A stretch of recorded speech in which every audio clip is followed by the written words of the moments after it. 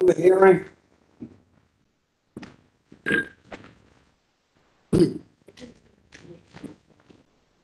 Oh. Okay, we ready? I just have a little more and I'm done. Promise juvenile. I promise.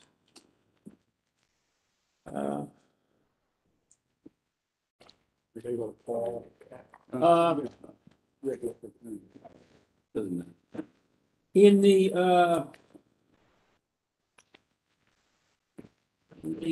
report of the, I think it was the brief filed by the DA's office on page 13. Oh, this is the board. This is the board. You said.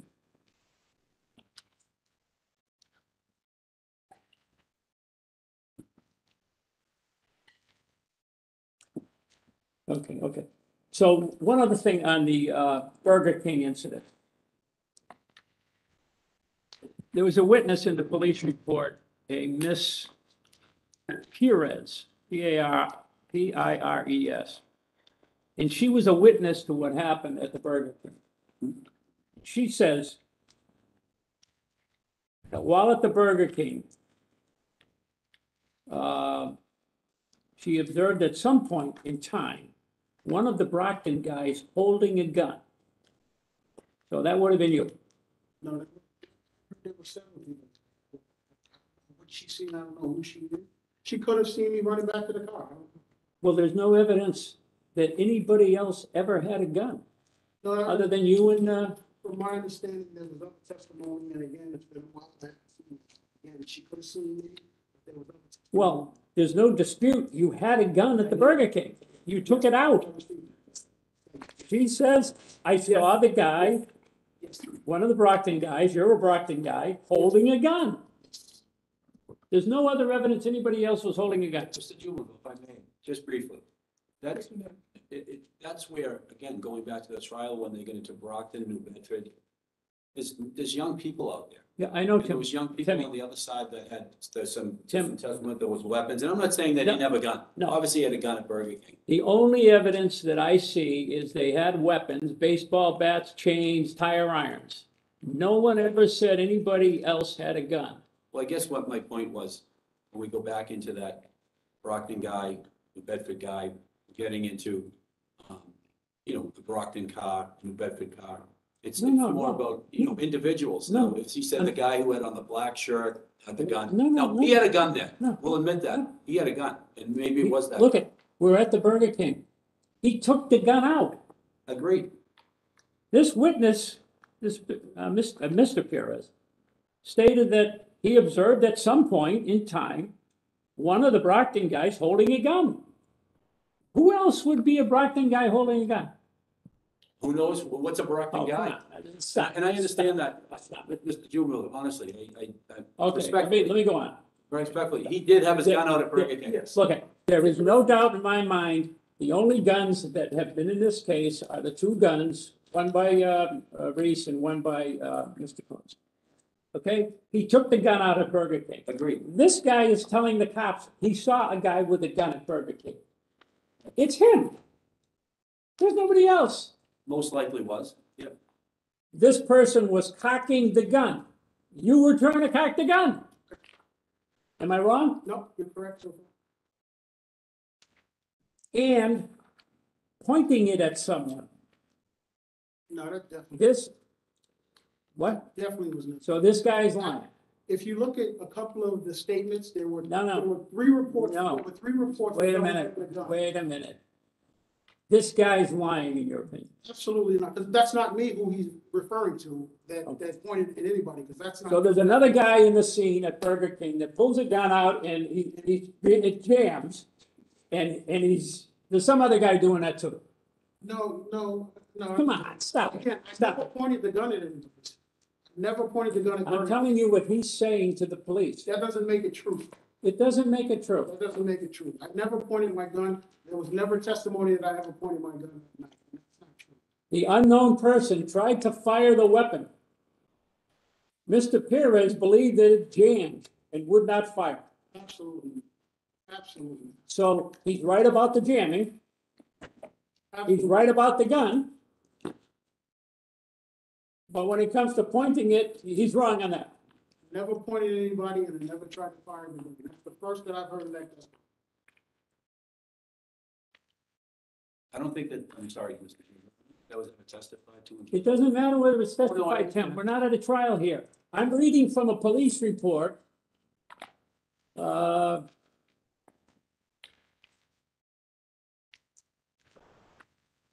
I'm reading from a police report that is, I don't know how many pages, but there's a ton of them, about this incident.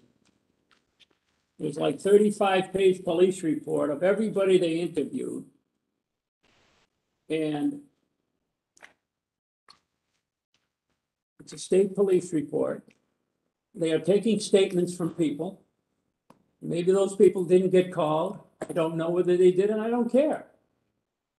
I'm reading from that police report that the guy says he's at Burger King and he sees a guy with a gun. You've admitted you're at Burger King and you got a gun. He says the unknown person tried to fire the weapon. But Mr. Pires believed that it jammed and would not fire. You admit your gun jammed. He's right on that, whoever this Pires guy is, he's right. Right? Once again, I No, would. sir. Is he right about The gun you jam? and a gun in a jam? Yes, absolutely. Okay. So he saw you cocking the gun, which you were trying to do. I was on my way back to the. This, is it yes or no? He saw you do that. You did it. You admit you did it. So he's not lying about that, right? You're, Look, it doesn't matter to me if you pointed the gun at somebody. I don't care about that. I care about if I don't believe you, and I'm trying to believe you. Point the gun, Mr. Juville, at anybody. Did not point the gun at anybody. You didn't ask any of the witnesses. This unknown person tried to fire the weapon, but Mr. Pierce believed it jammed and would not fire. Mr. Pierce stated at this time, Danny Santos was telling the guy with the gun to shoot a person. You know Danny Santos? I do. Danny Santos, you don't know Mr. Pires? Was telling this guy with the gun to shoot a person who was unknown to him.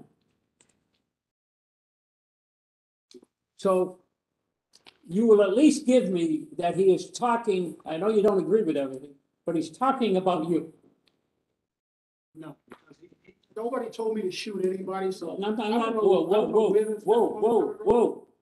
I just said, I know you don't believe him on some of these issues. But you were definitely the guy there with a gun that jammed. So he's right on all of that, isn't he? This witness, whoever he was. Would you give me that he observed that? And you're the guy he observes.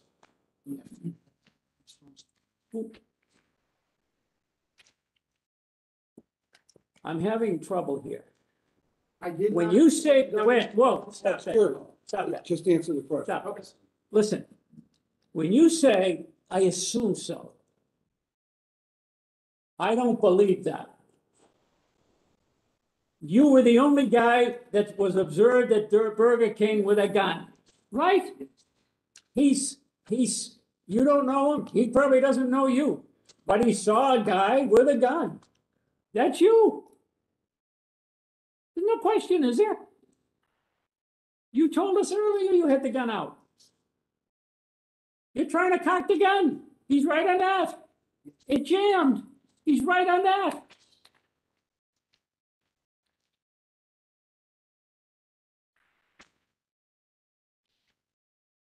Whether you pointed it at somebody or not, it doesn't matter to me at this point in time. I want to find a way to vote for you. When you say to me, this guy's right on all this stuff, but he's full of shit on a couple of things, that's not credible. That's not credible. He's got no axe to grind. He wasn't involved in anything as far as we know. He just saw a guy, he doesn't even know who he was, it was you.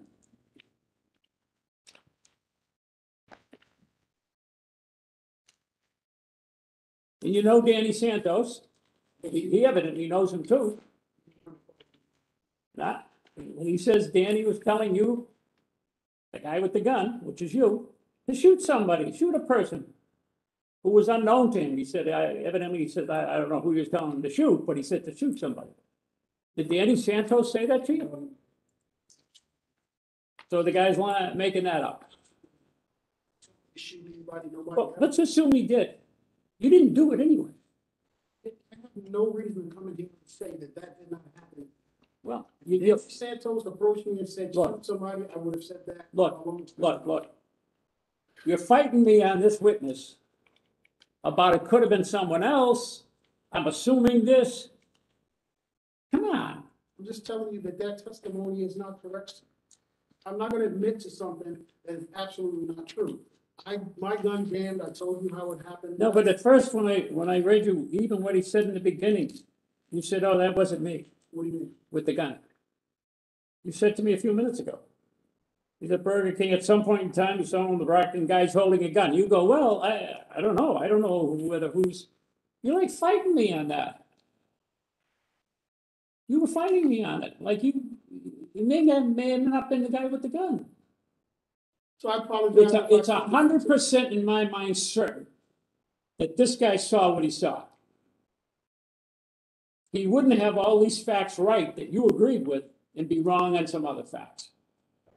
And the facts that you're disputing don't mean a damn thing to me, except how you're trying not to agree with this. Okay, well.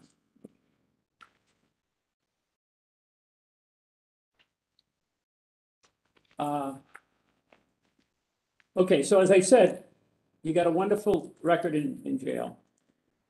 I gotta, think about what I'm gonna do here.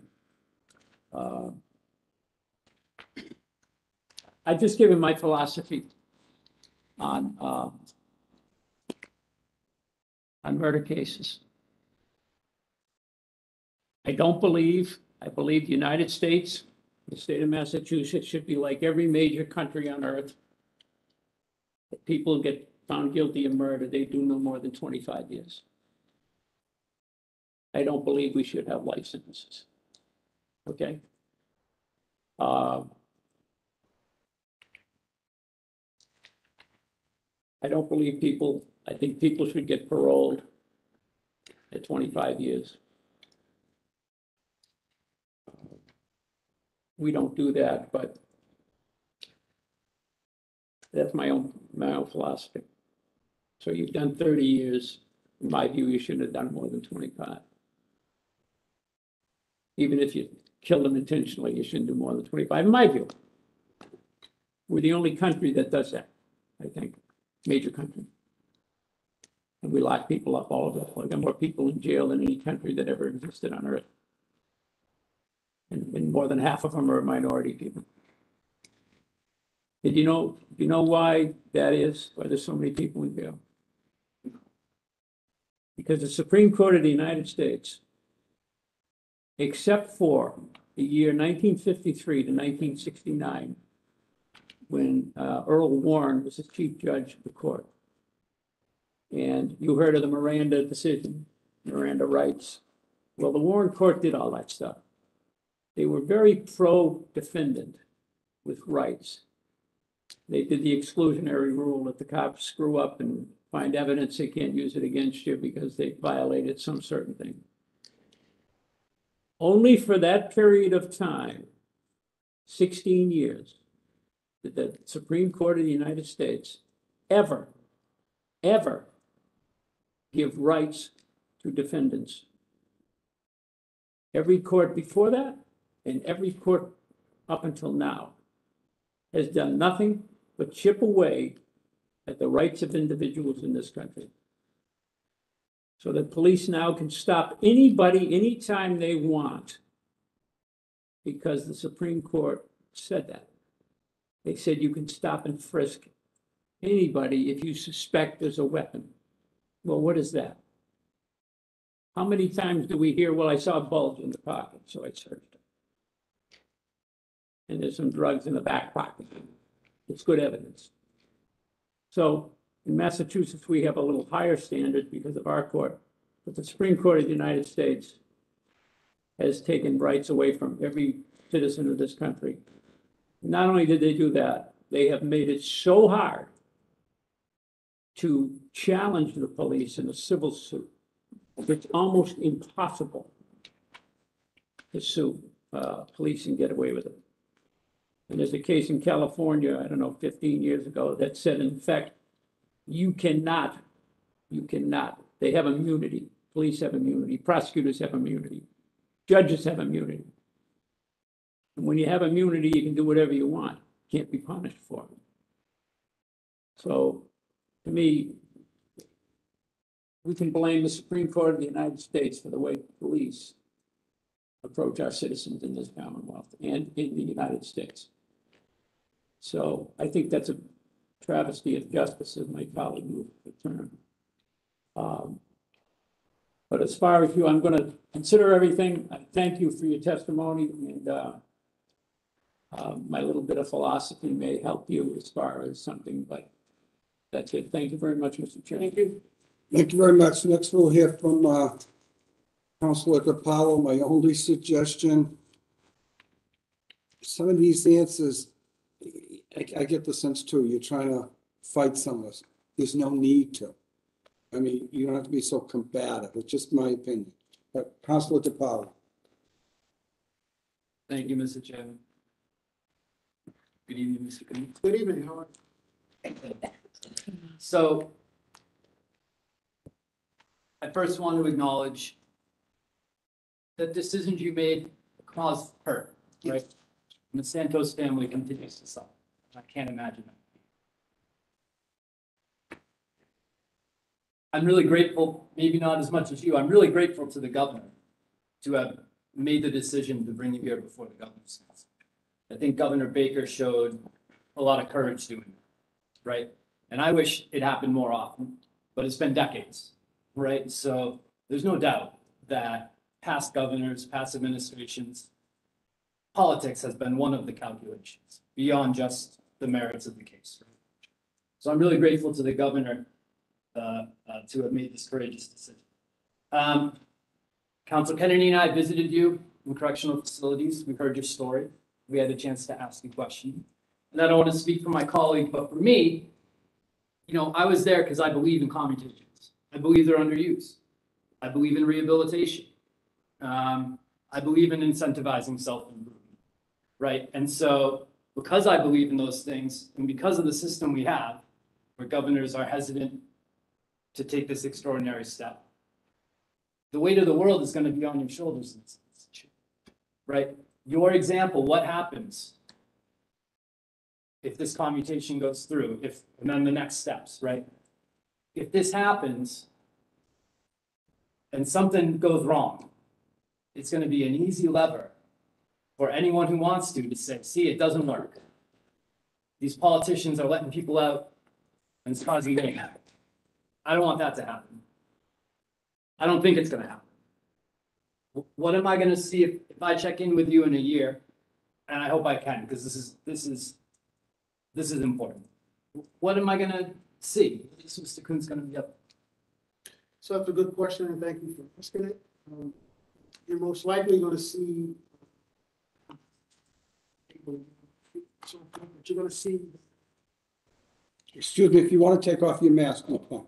Just so they can hear you better. Yeah. You're going to see that I'm either in the process of starting a restorative justice reentry program on the outside, help men transition from prison to the street.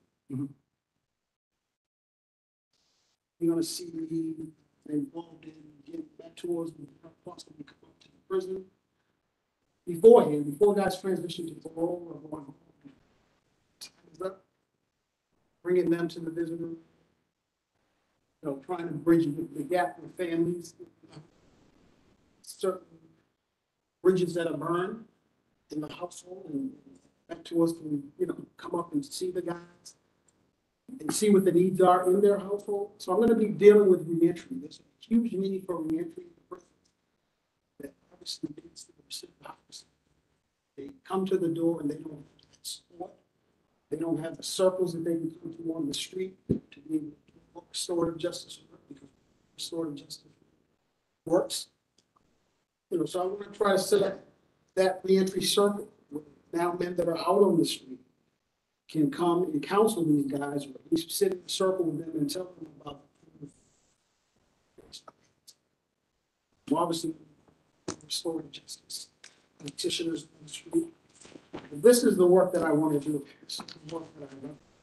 I'm going to be doing positive things. I'm going to be trying to make a difference in the community. Try to, you know, make our community. And I like that. That's important work. I've worked in restorative justice. I've seen the difference it can make. And I've spoken to people, both today and prior, who have said that that's the difference that you have made in people's lives. As I said, I'm really grateful to the governor. I think this was a courageous decision on his part. And I agree with the governor. The governor has executive clemency guidelines, which the governor is free to change if he or she chooses. But as they stand, relative to commutations, the executive clemency guidelines say that the governor views commutation both as an extraordinary remedy and an integral part of the correctional process. I agree. Review of a petition for commutation of sentence is not intended to serve as a review of the proceedings of the trial or appellate courts, or of the guilt of the petition. It is intended to serve as a strong motivation for a confined person to utilize available resources for self-development and self-improvement, and as an incentive for them to become law-abiding citizens. I completely agree with the governor. That's what I'm here for. I'm interested in what has happened since that night. I want there to be hope in our prisons. I'm hoping that you're going to be a model of hope. You've spent a lot of time in our prisons. Are our prisons a place of hope? Now they are. I mean, again, now that this decision is not on their own.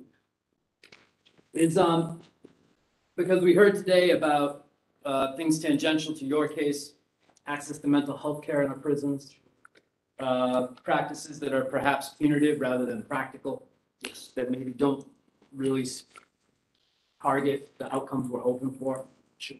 Have you spent time in the hole with military confinement? I haven't spent time in there, but I have gone.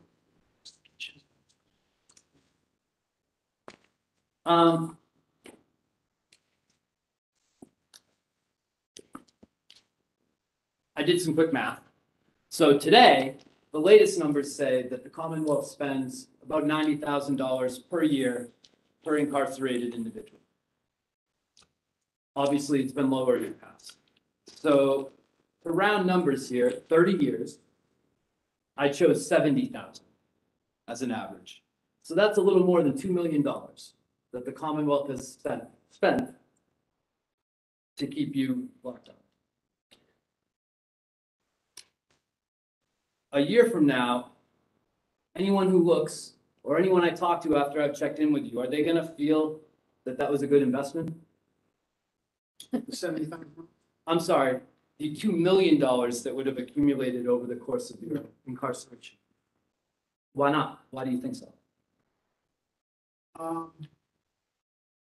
Because it could probably use better public or maybe. Can you ask your question one more time? Sure. I'm perhaps amusing myself here, but He is. $2 million, you know, if I'm going to believe the average reported numbers about how much the Commonwealth spends to lock people up, it's about $2 million over the course of your incarceration that the Commonwealth has spent essentially to keep you locked. We've heard about your progress while incarcerated. We've heard in other contexts today, we've heard about things that might be lacking in our correctional facilities that might reduce the recidivism that keeps us that money. I'm wondering, as someone who's done great work while incarcerated, has mentored folks to get on the right track. When you look at our correctional facilities, as someone who's lived it, where should we be thinking about our resources? Because earlier today, I think it was Councillor Duff pointed out, you know, we talk a lot about caring about mental health, we care about addressing addiction, and I know this is tangential to you, right? But we talk about commutations, we talk, but we don't put the money there. But we do put the money there. We don't put it to solve the problems, right? So I'm wondering, as someone who's lived it, where do you see things where our resources could be pointed that would make the system better? That would produce more Thomas Koonces, that would reduce recidivism. So I think programming, if you know, investing into more programming within the prison system, I think prevention is always better to catch, you know, people before they get to prison, you know, more programming to the acquisition or to the mention, you know, getting to the prison system. Within the system, you can do both towards programming, focusing on what you said. Treat prisoners that have mental health issues. Locking them up repeatedly. That's a problem. So again, I think, again, on the beginning side, and while we're in prison, we're programming, that's going to help people to be productive citizens. And then aftercare. The entry is so huge. I see a lot of people returning back and forth to prison because they hit the door, even though they may idea and want to change, that they're really people on the other side to welcome them in and help them to transition into effectively. Yeah. So if we want to reduce recidivism, we need to send people administrative officers. We should send people.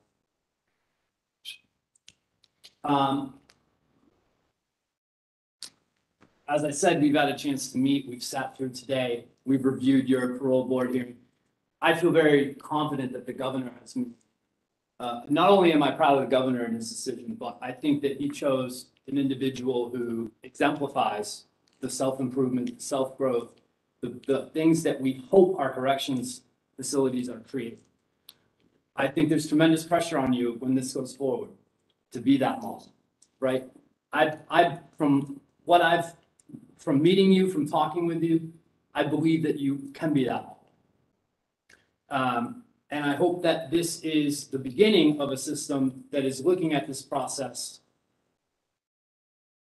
as something that is in fact an integral part of the system and something that perhaps should be happening more frequently. I thank you for your time. Thank you very much. Councilor Eileen Duff. Thank you very much. How you doing? Do you need anything to eat? Because I had them get you some food. Oh, okay. No. So when- Thank you, I appreciate it.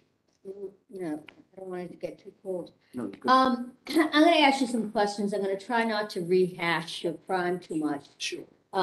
Forgive me if I do. I don't ask trick questions. Some of the things we've been asking, like Council Jubenville, it's hard for us to drill down to some of these facts. Sure. But let's start with this. Why did you turn down the manslaughter plea? Well, in the first trial, you know, consulting with my attorney, and again, I don't know the system of the law. And unfortunately, I wasn't willing to take responsibility of that type of issue. That's what taking 5 to 10 years. So, you know, consulting my attorney and him saying, listen, I don't see first or second degree in this. You should take this to trial. That's what I, you know, went with. Suggesting it. Yeah. I know it's a long time ago and you were much younger. And I was in the Marine Corps as Yeah. well. Why do you think you were denied another trial? Well, I mean, you had, all right, so you had your hung jury, then you had your Yes. other trial, then you appealed, Oh, okay. right? I'm sorry, I did, my miss asking you a question. Why do you think you were denied that appeal? Which, first, All of them, you were denied all your appeals. yeah, I know. I mean, I'm just sort of lumping it in.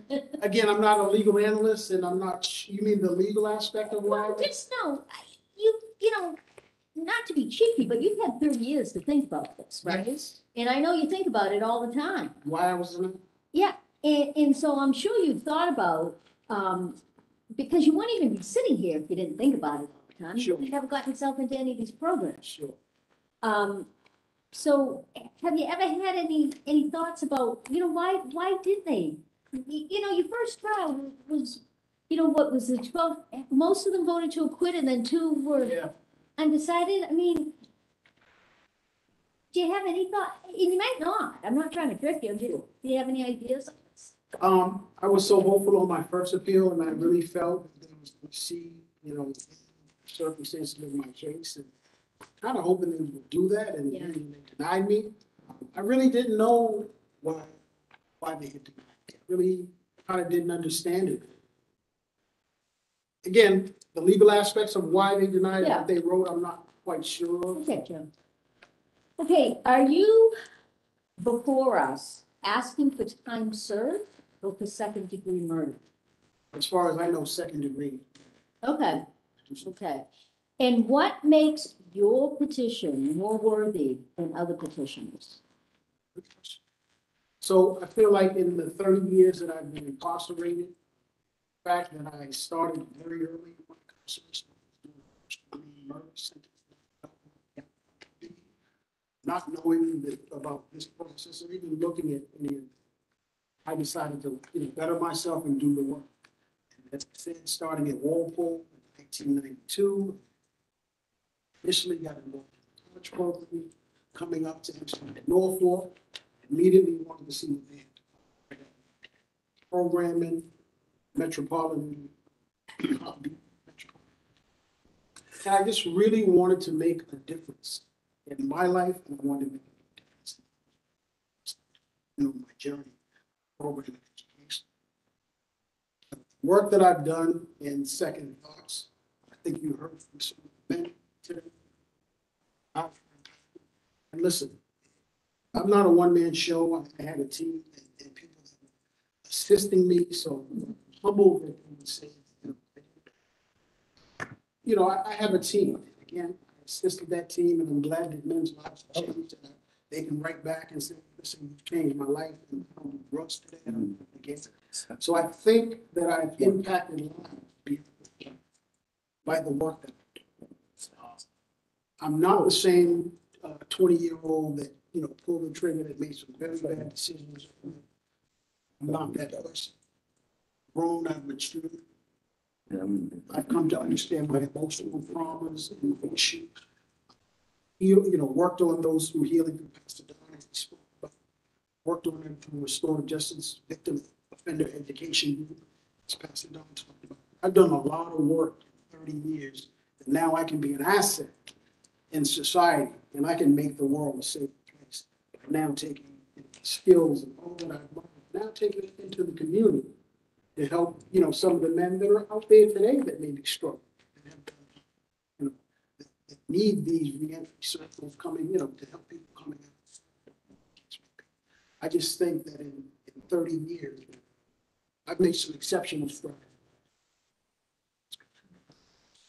Okay, yeah, because under the guidelines, and Council Twala was right, every governor, in fact, this governor did change the guidelines when he came into office.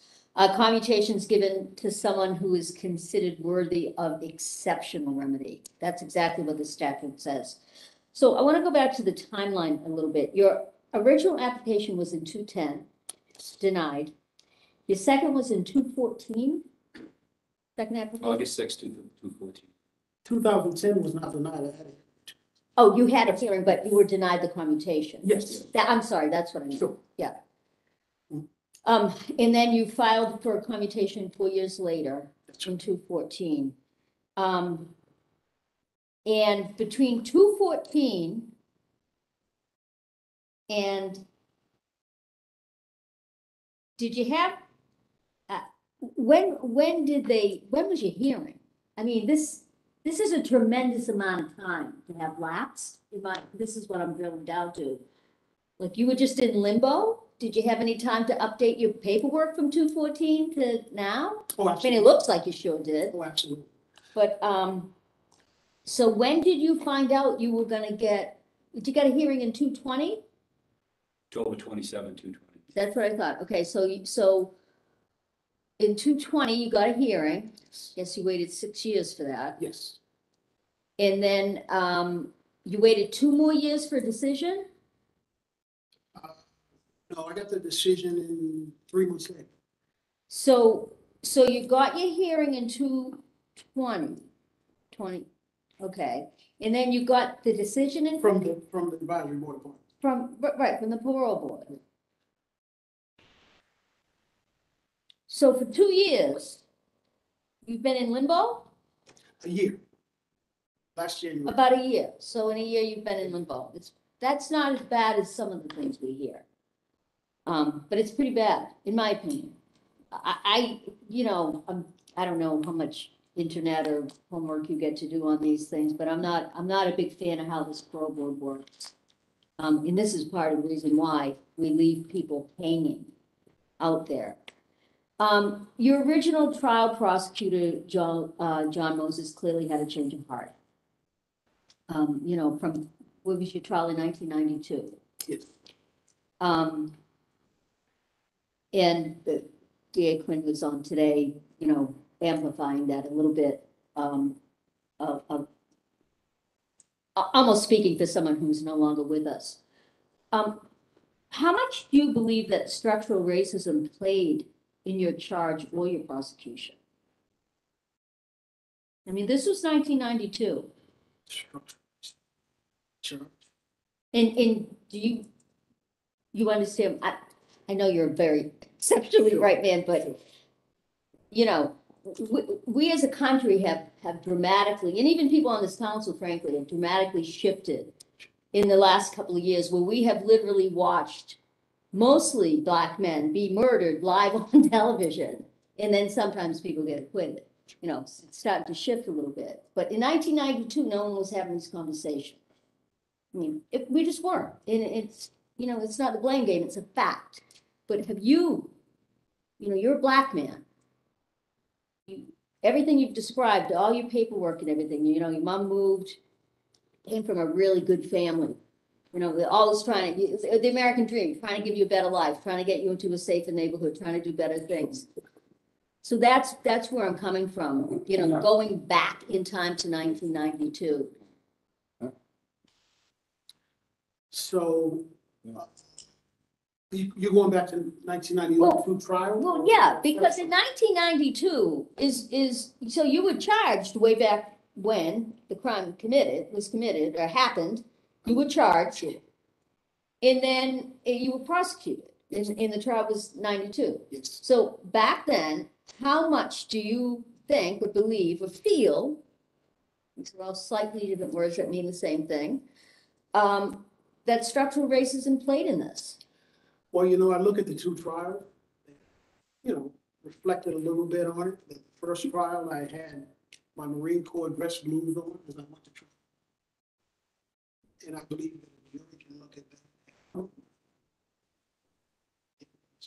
Serving the country and so forth. I think in the second trial, just went pseudo became just any person. Now the Black guy.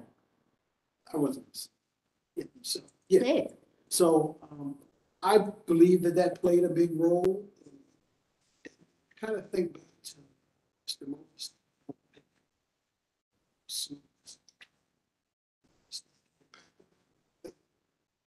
And even as my lawyer argued the point that, Black people, there's a problem. So I feel like a defendant is better served with an experience. Somebody who can relate and say, so I can relate and Were both of your juries all white? Yes. And again, the difference is, gave us, And you know what, you're absolutely right, because we've had, references to, Marine family members Sure. already, which I get, my dad was, Marine, my uncle's Marine. So, but having your uniform on, I didn't know that. I find that absolutely fascinating in the history of this case. How much do you think your age and your peer relationships played in your crime? I think it played huge, because 20 years consequence, worried about going into the areas which I should have been, wasn't concerned about having seen 2 fights, and then I want to go over to another party.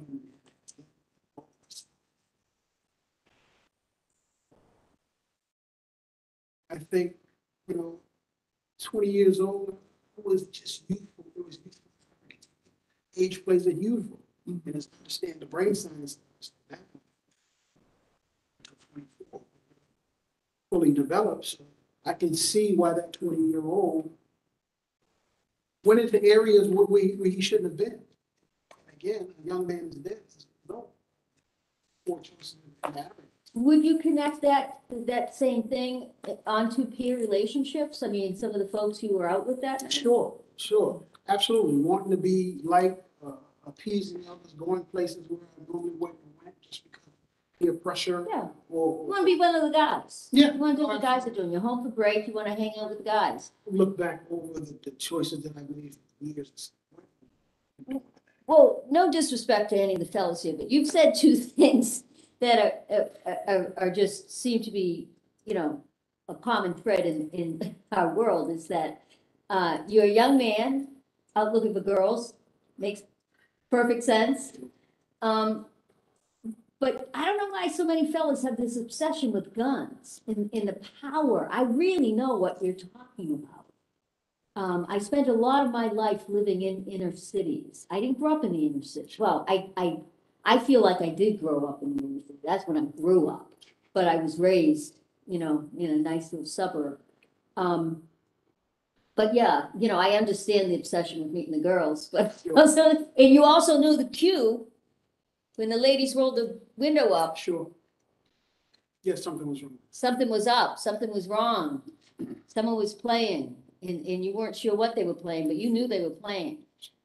I'm very, very curious how you got the opportunities in the programs inside that most first degrees never do. How'd you get them? Because I was adamant about pressing the director of pre, taking the extra step to make sure that I could get into the program. It's one thing to sign up for a program and then waiting on them to call you, but you'll be sitting in prison for a long time. Versus somebody. Oh, yeah, first degrees don't get this stuff. So I was adamant about, campaigning for the program, the work that I do. You self-advocated. Yes. In the work that you do with some of these fellas in the prison, do you teach them to self-advocate? Oh, absolutely. Yeah. Many of them that I talk to now saying, they'll tell me they signed up because I'll ask, like, listen, programming, have you signed up? Because you've seen you walking around the yard a little bit too much. Oh, yeah, I signed up for emotional awareness. I signed up for Well, I'm sorry to interject, but one of the problems I hear constantly is you can sign up, but then they don't have the programs. We don't have enough programming. Yes, over the last few years, that's become an issue. It's really been problematic. Like we'll give steps. Someone will come for parole and we'll say, well, you're not going to get it this time, but we're going to give you, well, this board doesn't do this, but they used to do it. We're going to give you an outline of what you have to do to, step down and everything. And you take this program and this program and this program and, you check kind of like what you did, check off the box and you're going to, one step further. But what I would hear constantly from the people in prisons were, they gave us things we couldn't do. Sure. Programs didn't exist, or not at my facility. Sure. And so again, we're setting people up to fail, in my opinion, And we're leaving them, I think Council DePaulo touched on it, without hope. Without hope. I agree. To be inside for 30 years as a young man, you went in at 24, to have that hope. I don't know that I could do it. So what did make you interested in improving yourself? I mean, was it just if you knew you were gonna be in there, you wanted to do something, or? As a young man, even coming into prison, I wanted to do something with myself. That didn't stop because I got incarcerated. I believe in the freedom, state of mind, not tangible conditions. Again, I wanted to continue in the process. Even when I came into prison, I wanted the college education. I was going to have to pay, to get into college. Street with the GI Bill into the Marine Corps. Mhm. So I knew the importance of education. So that's why I pursued that. Again, as the rest of, you see, I grew up full of programs, but it was hard to get in with civilian life. Just fought for what I needed, for what I was to do, what's going to be right. And encourage those along the way. Yeah. So how long were you in the Marine Corps? I did 6 years. Okay. So how old were you when you enlisted? I was 18. 18, and then you were in until you were incarcerated? No, I actually committed the crime. I was home on leave. I know I that. just actually finished at the time.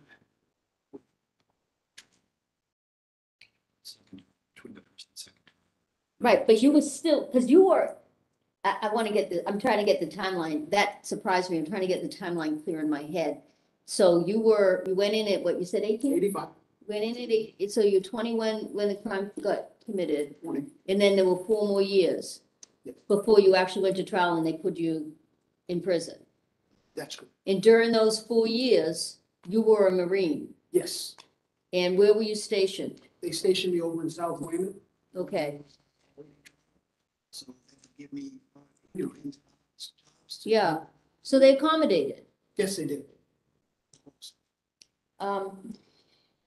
When you first went into the Marine Corps, I'm gonna guess you went to Paris Island like everyone does, and you received weapon training?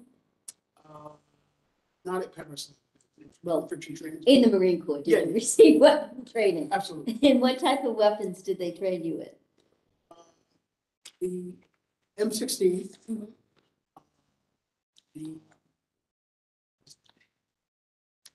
M16, the law, which is for infantry, Mhm.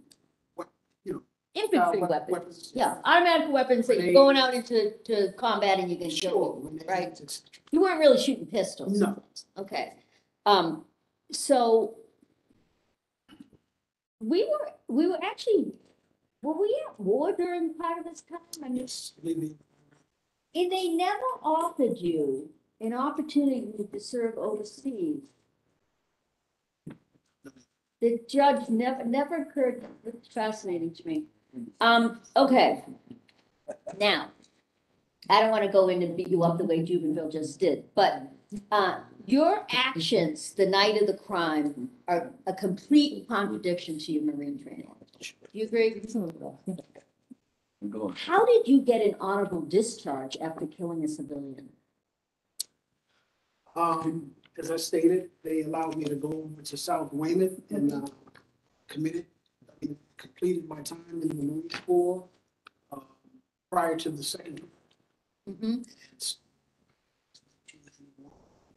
See, Okay, some of these other questions we've already gone over. Again, I kind of know why a young man in Brockton would take a gun with him. I actually kind of understand that. The rest of me doesn't get it at all. It's just like, what? I'm going on a date, let me bring my gun. But it is what it is.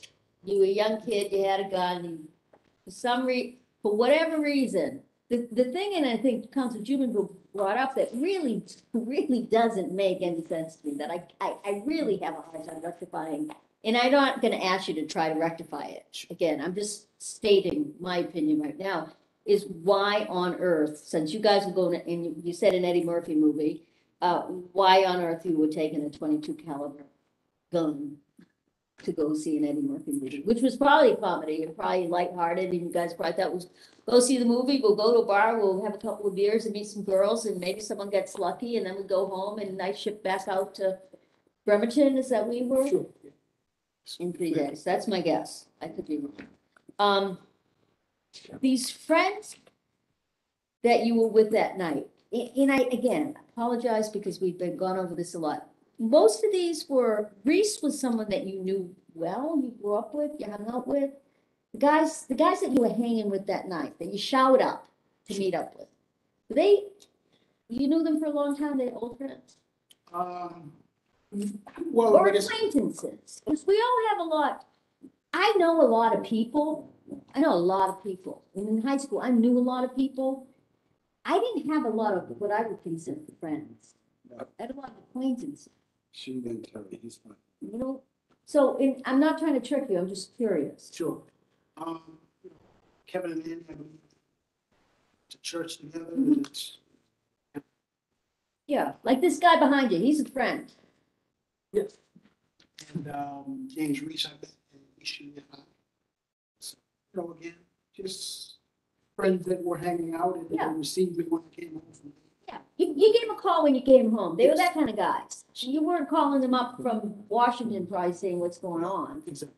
but, hey, I'm here, let's go out, let's do something. Okay, I'm curious because it seems they had very, bad judgment. I mean, they essentially brought you to a gang fight, you know, and somebody in that car, maybe Mr. Reese, I don't know, I'm projecting, kind of knew what was gonna happen. He kind of knew somewhere if he would, in this map of the world of where you could go that night, for some reason, he was packing a very Sure. serious weapon. You know, your weapon was serious, but that's a weapon of war that he was packing. So in my opinion, he kind of knew, I'm not saying you knew, he kind of knew he might run into some basically gang activity that night. You know, big word. If you were alone, or maybe just with, you know, this kid behind you, sorry, young man behind you, do you think you would have acted differently? Oh, without a question. I'd have probably left after the first Okay, you would have listened to your, instinct. okay. So, you brought the gun, you held the gun, shot the gun. Of course. The other group was armed with bats and clubs. You've also said something here today that's a little bit different than what I understood, and that doesn't mean I understood it correctly. Sure. I thought the testimony said that the car you were in actually had a clear path of retreat. And you're saying that, and I have no reason to not believe you because there's, you know, evidence in this packet, but there was a car that had backed up. So you guys kind of swerved up on the curb, trying to get over. You kind of got stuck in a rut for a second. It sounds like maybe you got a little panicky. Did you get a little panicky when you were stuck? Were they trying to rev the car and make it go or anything? Yeah, whoever was driving it. I mean, do you remember? He floored, all I remember is he floored the car at the same time that Okay, a path opened up, obviously. yeah. For the So car. that happened pretty quick. Just in a split second. Okay. Split second. Okay, so the boy that was murdered got shot through the chest, either through the heart or right next to it. And this is again, you know, I just talked to your attorney. I have a really hard time with the ballistics of this. And I hope you understand. You may have thought you were gonna shoot that gun in the air, but you even admitted to us today, you did not shoot that gun in the air. That gun shot into a crowd of people. Did you do it with with malice and intent? I don't think you did. But you did, but you clearly admitted you did. But you have to understand, I'm hoping you understand, Mr. Koonce. that it seems incredulous to us. You know, that this different version, that you've explained it a little bit better, because I have really felt that it's been very watered down. And you told, you said you threw away the gun. You didn't throw away the gun, but you kind of hid the gun, even though you didn't know the people and you may not have been comfortable with it, but you kind of knew that was a hot gun. I did. And you kind of were like, you want my gun? I don't know you, I don't want you here. Am I, tell me if I'm wrong, because I wasn't there, you were there, but that sort of seems how I'm reading it. Like I said, Mr. Reese asked me for the gun. I mean, Yeah. He was a little more street smart than I was. Yeah. Thinking like that. Yeah. But I gave him the gun reluctantly that night. Did he, now, this isn't about him, but I'm just curious, because he was street smart. Did he have any ambition to education or anything, or Marine Corps, police, or anything like that? Do you remember? Not prior to like. Okay. Yeah, just gonna hang out in the neighborhood. Work at wherever he's gonna work at. So I'm not sure what he was working with. Yeah. He was working. Yeah. Nothing wrong with that. Not everyone has the opportunities I've had in life to go to college. Not everyone has an opportunity to have a roof over their head, or have a meal, or have, sorry, keep talking to the officer behind you, but, to have an intact family. This is privilege to have these things. I've said many, many times, I sit here as a highly educated, highly privileged white woman. And half of that privilege is the color of my skin. And I know it. I know it. And I don't take it for granted. So it indicates to me, your actions, that you did know that you did something wrong, that you fired the gun in his heart. And we've heard the witness said you think you hit me and everything. As a Marine, did you know what you did was wrong? Oh, The night of. yeah. I knew I had fired my gun, and again, when Kevin said, that's what kind of. Did you hear anything about, they came, there must have been ambulances, it must have been a big, No, we was out of. you guys bolted. Yeah, we was. Out of You bolted. I'm not gonna go over, I'm sure you've heard this a million times, and the family could be watching, I don't wanna go over how this kid died. From the work I've done, I've had a little bit of a different path to get to this council than other people. This appears to me to have been a perfect storm of what is called hot cognition. I don't know if you've ever heard that. It's the accumulation of stress, the height of anxiety in a bad situation. And it happens a lot. And it manifests itself in different ways. And it happens a lot to young people, young men, young women as well. We don't talk about them as much, but the fellas we know, the more the brain science has been done on the men. And so you to me have perfectly described hot cognition for any psychologist or forensic psychologist. That it was just really, you said over and over and over again, my gut told me, my instinct told me, almost, I don't want to put words in your mouth, but almost some of your training, you wanted to, you actually had a plan. You actually had a goal. You actually had some goalposts in your mind that you were shooting for. In all of this, just the confluence is just amazing.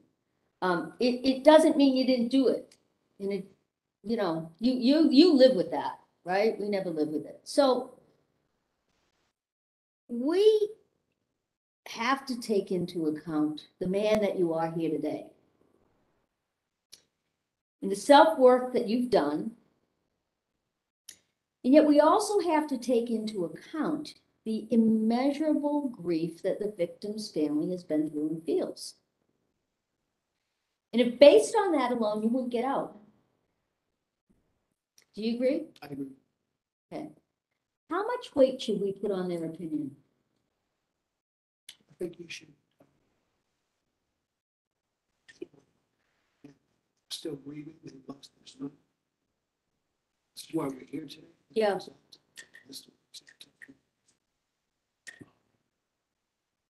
And I agree that that should be full consideration. On the other hand, also work that was Right. invested my 30 years prison Mhm. to trying to make a difference in somebody, in another young man's life, so that this doesn't happen. Again, I'm trying to make reparations, so to speak, and I know you can't do it for life, give back. Trying to do the best that I can do to prevent any situation like this from happening. I think in the totality, everything should. Yeah. So you do agree that in their position, you understand how they feel. And they have every right to feel it. And you've expressed complete remorse for this, and your son has, I can't even imagine the complexity of your life. You know, and how it all plays into it. Yet forms you you're an incredibly strong man. You've behaved and done some things tonight and today that, to me, just small gestures that are incredibly impressive of that self-control in that I can't, I run hot. I don't know how, I'd have D's all over the place if I was jail. I'd be a hot mess. But you do, in my opinion, you have met the standard. You've met the standard of the statute. And so our challenge and my challenge is to weigh, you know, that against this family. And does that negate it? I don't think, you know, as painful as it is for a family to hear it, you're not asking for absolution. That's not what this is about today. You're asking for an opportunity to be heard for a different charge, and that charge may give you the opportunity for parole. And I do agree with Councilor Jubenville and Councilor DiPaolo. I think it is a colossal waste of money to keep most of the people in this country incarcerated that we incarcerate. Why we do it, I unfortunately think I do understand. But we are blessed to live in Massachusetts. And people can, you know, make fun of this council, mock this council, but we have the best judges in the country because they come through this council. They're not elected, and they don't go through the state senate. It's not perfect, but it's better than most. You know, I do hope that I will see you. I'm sorry, I had family issues this summer. I wasn't able to come to see you. The last commutation we did, I made a point of going to, it was a woman to visit her.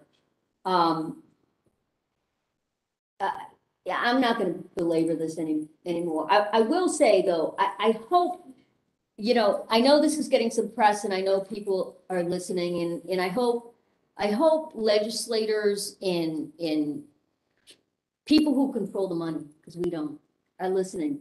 Because I really believe, I told you earlier, I believe in great big crazy ideas. And one of the things I really believe that this Commonwealth should look at is a type of civil conservation or correction conservation pool, where we are taking either lower level offenders or offenders who have really, really shown that they are turning their lives around and they want to turn their lives around. And instead of paying $90,000 to keep them in jail, let's put them to work. Let's give you a paycheck. Let's integrate you back into society and help you succeed so you have hope. And when you have hope, you don't recommit. And a big part of that also was one of the fellows was, Mr. Harris, I think, spoke about housing. Housing, you know, it's so, you need jobs. You can go someplace and get a free meal if you have to. But if you don't have a consistent place to put your head, we set it up and just we're so upside down. Thank you for, your handedness. Thank you for the work you've done in prison. Thank you for your apologies to this family. I do not think you committed this crime with malice. I've explained to you that some of it sounds incredulous to us and you understand why. But it is what it is. You've done the work and, this is what, criminal justice reform is when someone has done the work inside and people come and testify for them. I believe we're obligated to help them make another better choice. So, thank you, Mr. Chairman. Thank you. What we're gonna do, we're gonna have, before I go to Councilor Devaney, we're gonna take a 5-minute break, and I think Lauren, there's some. Yeah, let him eat. Okay. 10-minute break. Yeah, 10 minutes. You 10 can't minute do break. 5 minutes.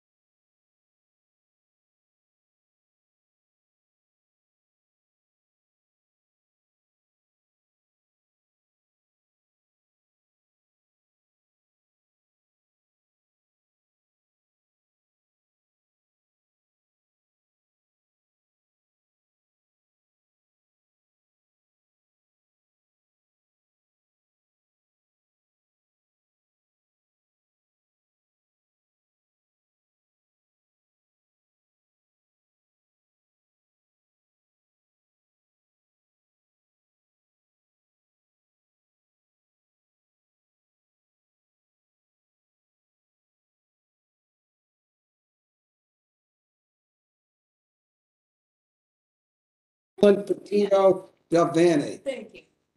Um, Well, you've had a long day, and I just want to, we've heard it all different ways, but I'm just gonna recap, okay? Okay,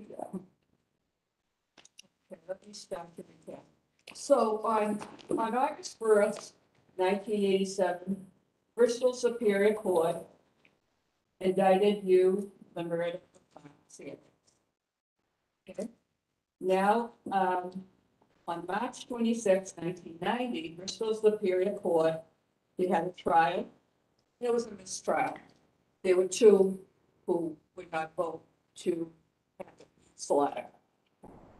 And again, I said it earlier, this was a racial, this absolutely disparity, and just had, and the nominee said, I says, this is existing court chief, absolutely. So I know that, and there was not one black person on the hearing. So that was, in March 25th, 1990. Mr. President, November 9, your attorney wanted to dismiss the indictment and to ask, had a permit for a retrial, and it was refused because of insufficient evidence. So 5 months later, the judge denied the motion to dismiss, and you appealed it the next year, correct? Okay. So, anyway, no criminal justice there. I want to talk about you in the Marines. You were outstanding. I didn't read the entire letter. What's up? It could say nice, more things about you, that you helped everybody, and you did 2 jobs, all of that. And of course you got, an honorable discharge, you earned it. And, as I said, my late husband was, so anyway, I appreciate that. So, anyway,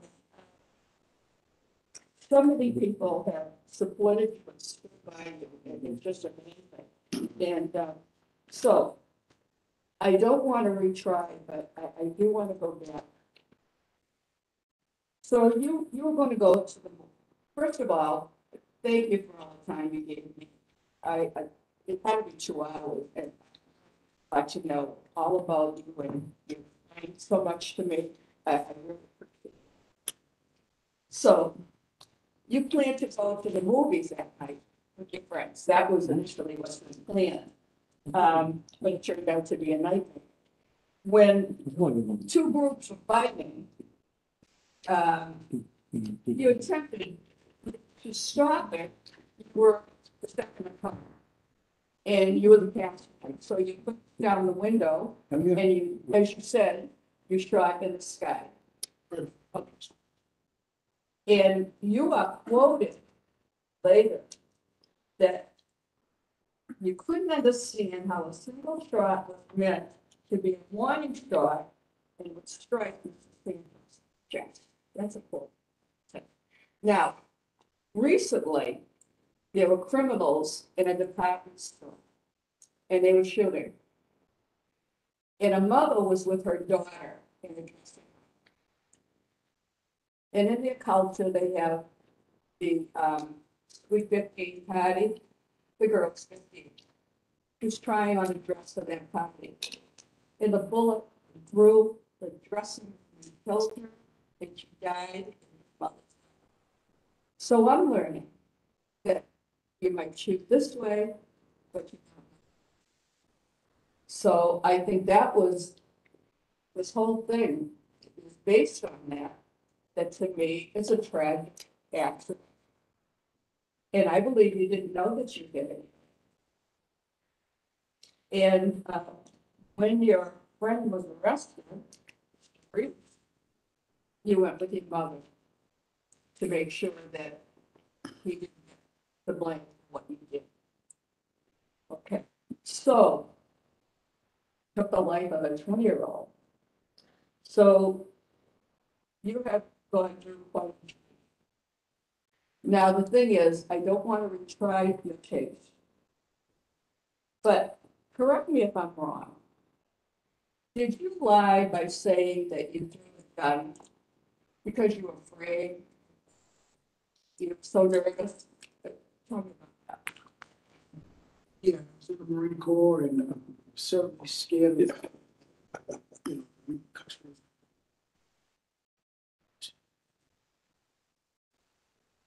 Didn't-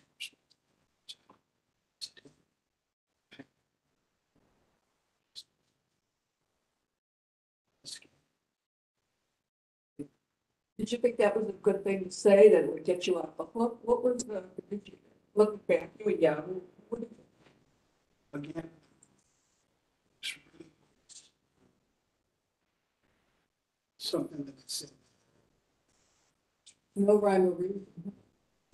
Now, the other thing is, and I don't believe, I believe people lie. And I'm not gonna say it publicly, but I love police, but I had a police chief that accused me, and I, oh my God.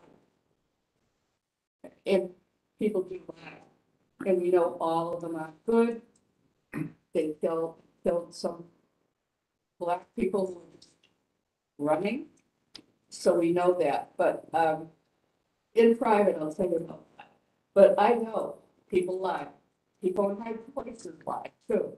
So, so I understand that, and I don't, I spent 2 hours with you, and I really got to know you.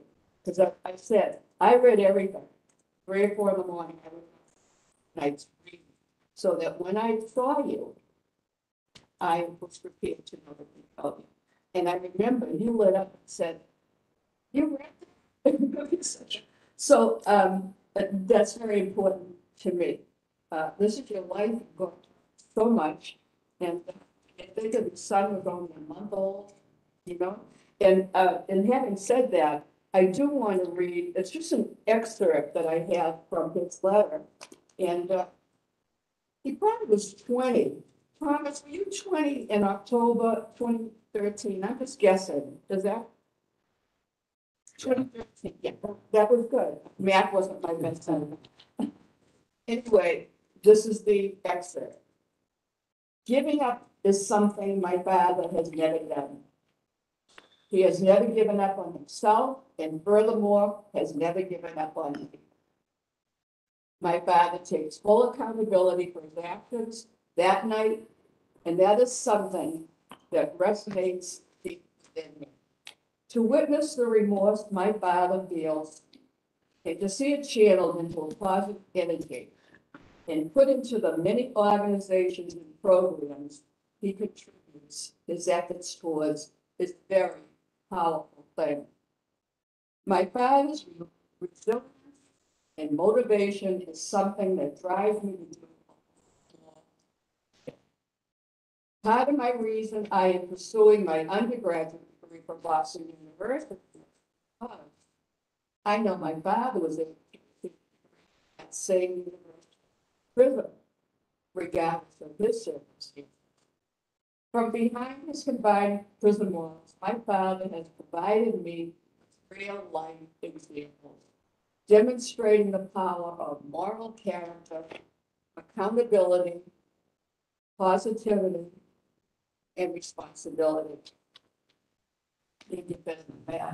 And he also wrote a letter to in favor of legislation in 2019, and they were bills to reduce mass incarceration in Massachusetts. And he said, please accept my sincerest gratitude for the support and action you have put towards criminal justice reform.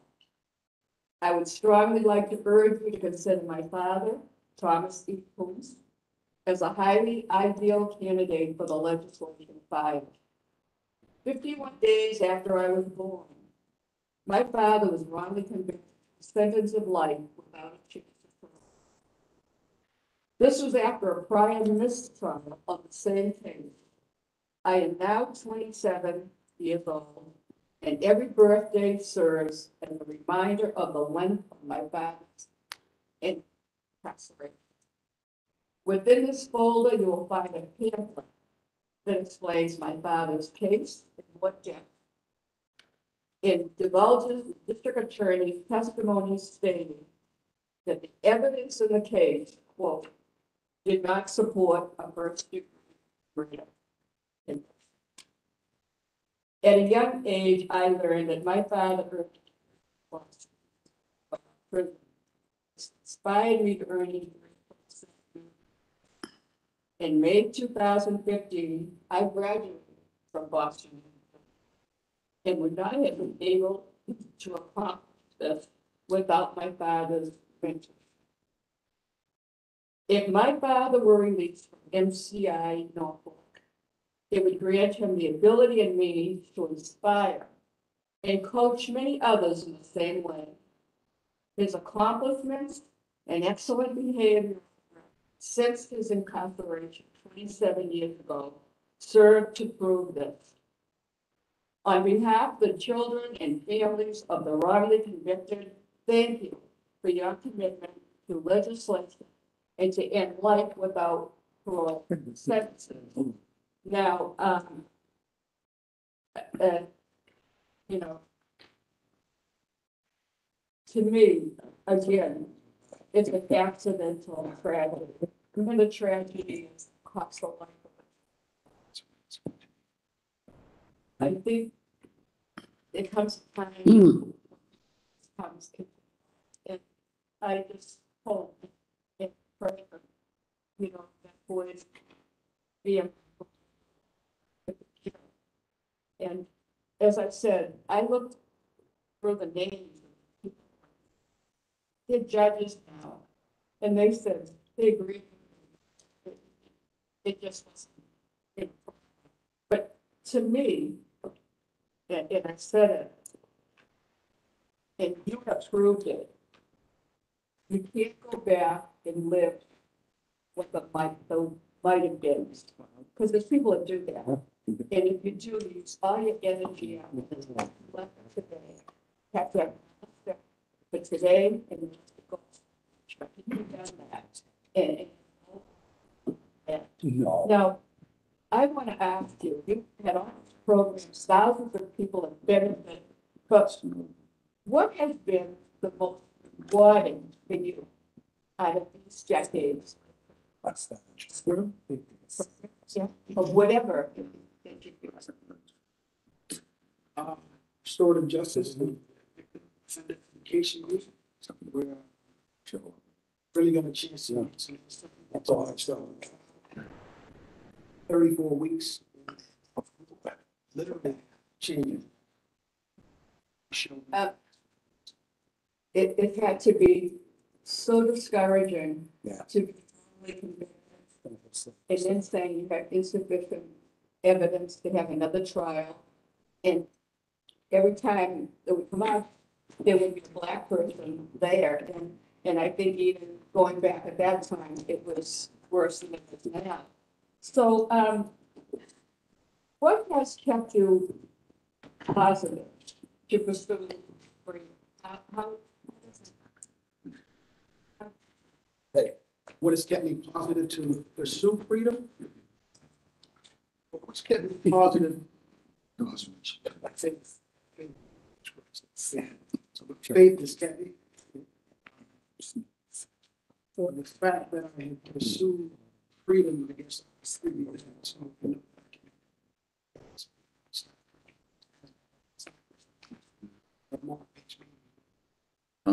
But you know something, you excel in everything you've done. As a Marine, and you're always Marine. And also a 3.5 at the purple in college. You have really been such a role model for all inmates, and especially your son. And I'm just so impressed that his mother's here for you, and he's here, and reams of letters from people in you know, police officers, there's people in court and judges, but also everyday people. It was amazing. I've never seen anything like it. So, I'm just so grateful that finally this came through for you, and I'll be voting on it. My only, that's the only thing. Anyway, so will you continue at all if you plan to do that? So this is the work that I'll continue to do to the community. This is my ministry, as I say. I will do. And so that's great. And I see here, you know, this is all about the restorative justice room, and you're right here, and what response to it, going to the, I think it's wonderful. So, I'm not going to keep you anymore. If you haven't finished, and I thank you for all the time that you afforded me. I got lost going home. I never heard of North Lost. I lived in Shelton Heights, so anyway. And so, in fact, I got Somebody. yesterday. So, I gotta get out more. But I thank you so much for all your patience, one day, and so, please. Excellent. Thank you. Next, we'll hear from, Chair, I'm sorry? I'm finished. Yeah, just, February 16th is the vote. I'm sorry, what? February 16th is the vote that we want. Oh, I'm sorry. No, that's okay. Next, we'll hear from Terrence Kennedy. Maybe we should take like an hour dinner break first, because I have a lot of questions. And that's Yeah. Mr. Kennedy is next. All right. I'm not gonna ask you any questions. You've had a long day. Paul and I went to see you. I asked you many of the same questions that Bob Jubenville asked you today when I was with you. And I told you I didn't buy your story. Right? Sure. You know? And I still don't buy your story. I don't think it matters. I think it's more important what you've done. I don't think that's why we're here. I think we're here to decide if you've earned a commutation. And I think you have. I made it very clear from day one after I met with you that I was going to vote in favor of a commutation. And I told you when I went into the jail, the first thing I said to you is I could never bring myself to vote and send anybody back to jail for the rest of their life. You remember that? Okay, and that I haven't changed.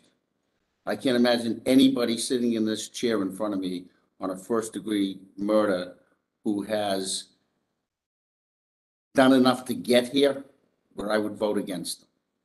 You've done some great things, and as I said to your son earlier, he should be very proud of you, as your friends and family should be.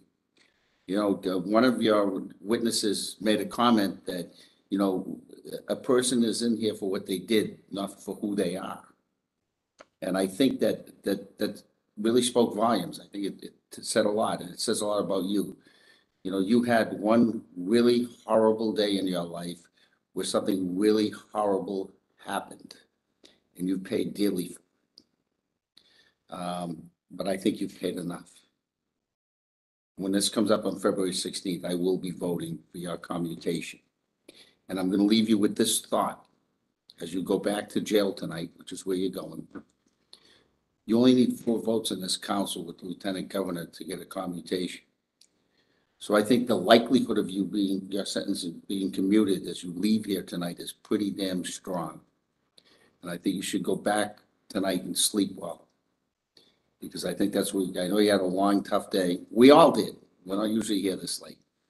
But I think you earned it. I think you were a very decent, kind human being who's helped his fellow man in ways that not many people have. You earned it, and I'm going to vote. Thank you. I just want to say in conclusion, thank everybody, for staying so long. Mr. Koonce and members of the council, like we've indicated earlier, the vote will be on February 16th. And it's a tough vote. I mean, there's no question. you have a remarkable record. You've done a great job while in the institution, incarcerated, it's no question. But at the same time, we have to think as a Santos family as well. It's not that easy. You're relatively a young man, 50 some odd, I'm not sure exactly how old, but you're asking for us for freedom. They're not gonna have that for their son. Their son is gone forever. There's no freedom for their son. He's gone. It's a tough vote, but again, you've helped a lot of people in prison. You're involved in those many, many programs, which you all appreciate. And again, thank you. And on February 16th, it's what, 2 or 3 weeks away, the council will take up the vote on your commutation. Again, thank everyone. Thank you very much. Thank you very much. Okay.